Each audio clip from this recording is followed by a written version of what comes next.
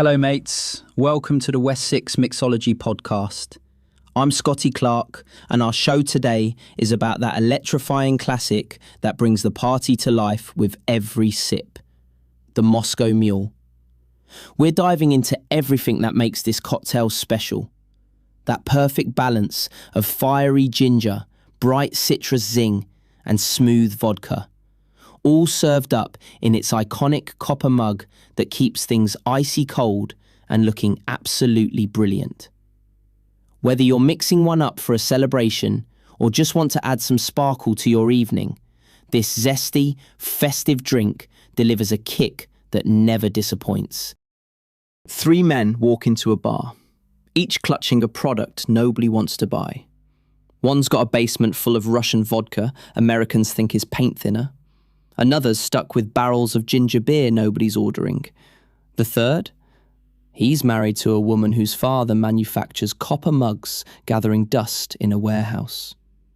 What sounds like the setup for a terrible joke became the single most successful cocktail marketing scheme in history, the Moscow Mule. And here's the beautiful, absolutely ridiculous truth. They invented a drink specifically to unload their failures, wrapped it in exotic nonsense and shiny metal, and accidentally created the cocktail that would make vodka America's most popular spirit.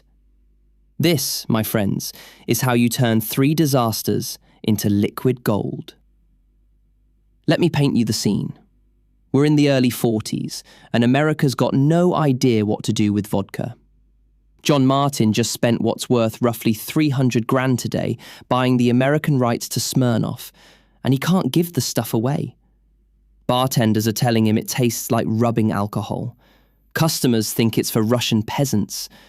Meanwhile, out in Los Angeles, Jack Morgan owns the Cock and Bull restaurant, and he's brewing ginger beer in the basement that's moving about as fast as a tortoise through peanut butter. These two guys meet, some say at the Chatham Hotel in New York, others claim the Cock and Bull itself, and they're commiserating over drinks about their respective commercial catastrophes. Now here's where it gets properly brilliant.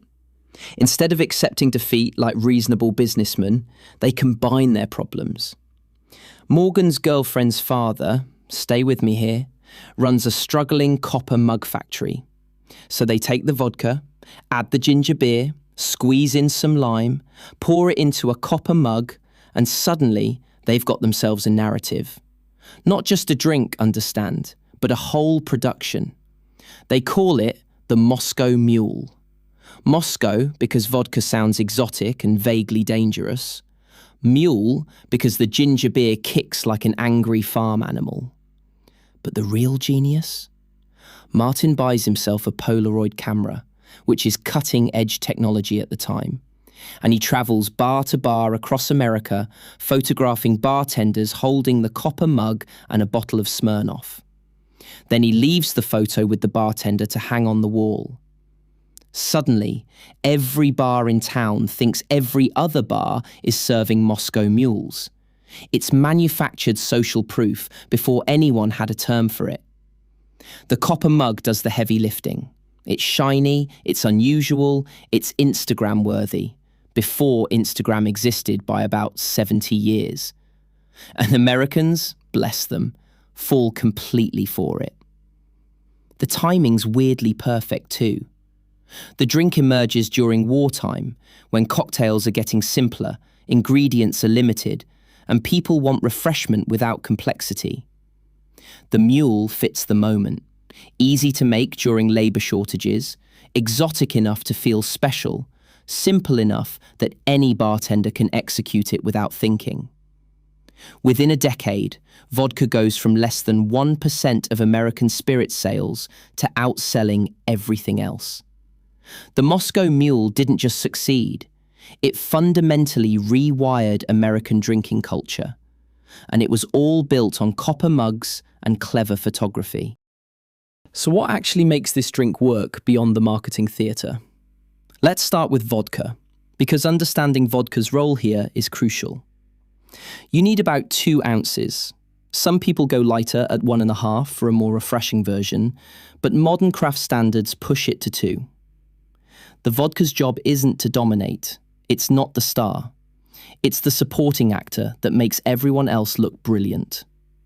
Vodka provides structure, a bit of weight, some alcoholic backbone. But its neutrality means the ginger and lime get to shine. You try making this with gin, and suddenly you've got botanical chaos. Quality matters here more than vodka snobs want to admit, but less than vodka marketers claim. Mid-tier works beautifully. Your Tito's, your Kettle One, even standard Smirnoff, which is actually what the original Mule used. Ultra-premium bottles give you marginal improvement at absurd cost. What you're looking for is smoothness without harsh ethanol burn, because this simple drink reveals flaws. Keep your vodka in the freezer. It won't freeze at 40% alcohol, freezing points way down around -16 Fahrenheit, and frozen vodka requires less ice melt to chill, which preserves carbonation and prevents over-dilution. Small detail, huge difference. Half an ounce of fresh lime juice, and it must be fresh. This is non-negotiable. Bottled lime juice tastes like what I imagine disappointment would taste like if disappointment were a liquid. It's flat, it's bitter, it's got preservatives that taste chemical and wrong. Fresh lime brings bright aromatics, complex acidity, essential oils from the peel. The acidity does real work here. It balances the ginger beer's sweetness, cuts through the drink's weight, makes everything taste more vibrant. Without proper acid, you've just got alcoholic ginger soda. Ginger beer, not ginger ale. And this distinction matters enormously. 4 to 6 ounces, depending on your mug size and booze preference. Ginger beer is traditionally brewed or fermented, giving you deep, complex ginger flavor with serious bite. The good stuff lists actual ginger as a primary ingredient, not natural ginger flavor, which is usually some chemical compound that tastes like the idea of ginger filtered through a corporate laboratory. You want visible sediment, assertive carbonation, 11 to 14 grams of sugar per 100 milliliters. Premium brands worth seeking out. Fever Tree's beautifully balanced and widely available. Q Drinks brings sophisticated spice. Barrett's offers traditional, moderate heat. Bundaberg from Australia delivers robust ginger with sweetness. Gosling's works gorgeously here. Very spicy, very present. The ginger beer provides the Mule's signature character, that aggressive ginger spice, the warming sensation that builds, the peppery finish. It's called a Mule because this stuff kicks. Substitute ginger ale and you've made a completely different, far inferior drink. Don't do it. The copper mug deserves its own paragraph because it's not just presentation theatre, though it absolutely is theatre. Copper conducts heat at 400 times the rate of glass. Fill it with ice and vodka, and the entire vessel becomes shockingly cold within seconds. The exterior frosts over, condensation forms, and when you pick it up, that icy metal delivers tactile shock that glass never could. Your lips touch freezing copper. Your hands grip the cold handle. The drink stays colder longer than any other vessel could manage. The mug isn't decoration, it's part of the cocktail's architecture. Although quick safety detour, use only mugs with food-safe interior lining, stainless steel, nickel or tin. Pure copper interiors can leach copper into acidic drinks, and Moscow Mules clock in around pH 3.5. Symptoms include nausea and abdominal discomfort, though brief exposure is typically harmless unless your mug's damaged. Reputable manufacturers line their mugs properly. Check before you buy. If you don't have copper mugs or you've got concerns, a highball glass works fine. You lose the thermal magic and iconic appearance, but the drink still tastes right. Making a Moscow Mule is almost insultingly simple, which is part of its genius. Chill your mug in the freezer for 15 to 30 minutes. This creates the frost and prevents immediate ice melting. Fill it completely with ice, you want it packed. More ice means less dilution, counterintuitively, because the drink stays colder and ice melts slower. Add your 2 ounces of vodka straight from the freezer. Pour in your ½ ounce of fresh squeezed lime juice. Squeeze it over a strainer or your hand to catch seeds. Then, and this is important, pour your ginger beer slowly down the side of the mug, not directly onto the ice. Aggressive pouring releases carbonation, and you end up with a flat drink. No shaking, no stirring in a separate vessel. You build this directly in the mug. The carbonation and ice provide enough integration without mechanical agitation. Garnish with a lime wheel. Slice it crosswise. Make a small cut so it perches on the rim. Or a lime wedge if you want guests to squeeze in extra juice. The whole process takes maybe 90 seconds. This isn't molecular gastronomy. It's accessible cocktail craft that still rewards attention to detail. The difference between a mediocre Moscow Mule and a brilliant one comes down to fresh lime juice, proper ginger beer, adequate ice, and a pre-chilled mug. The Mule's template spawned an entire cocktail family. The Kentucky Mule swaps bourbon for vodka.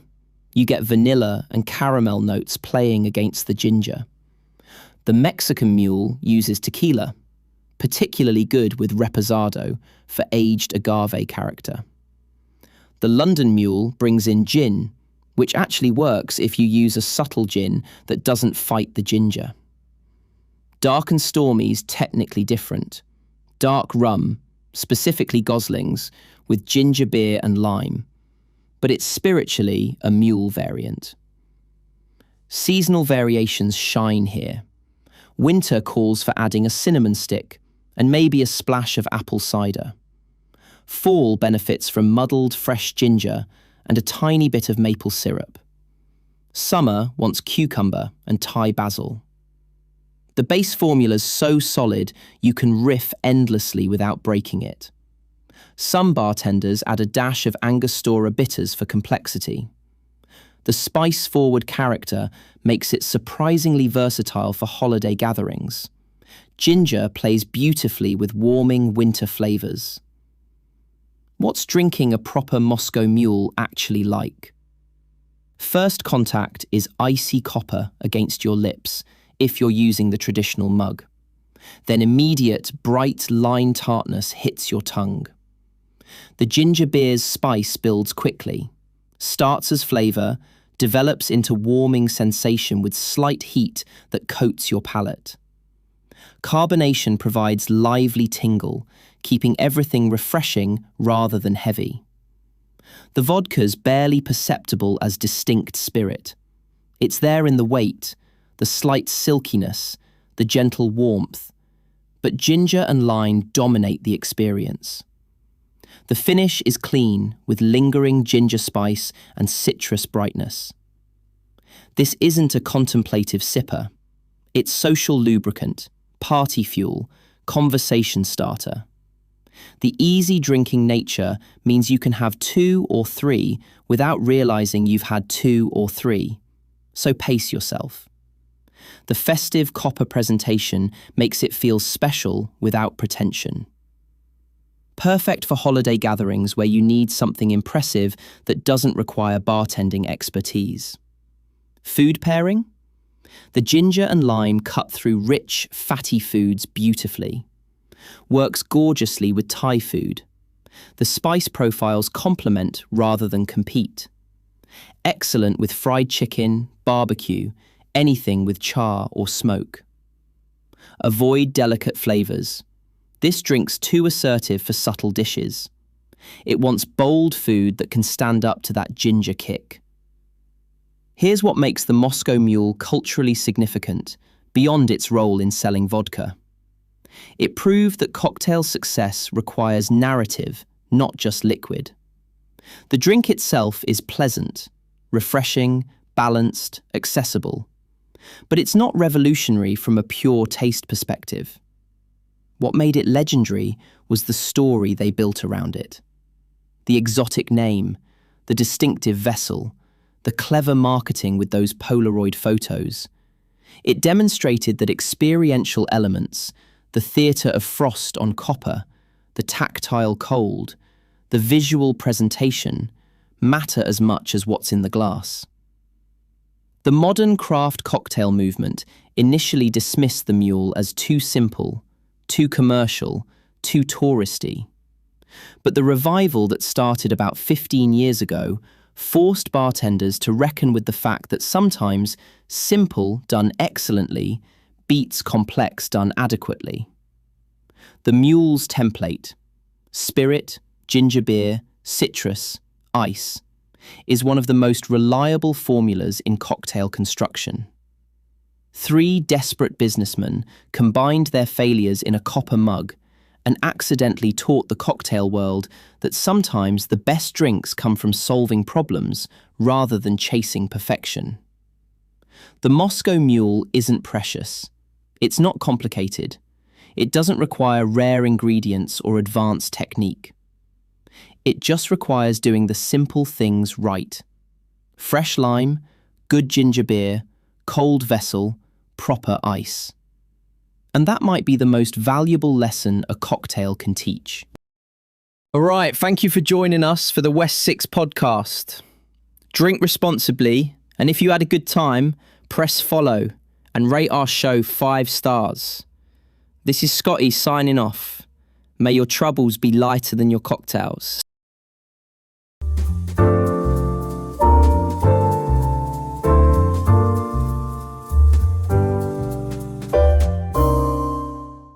Grep News. Thomas.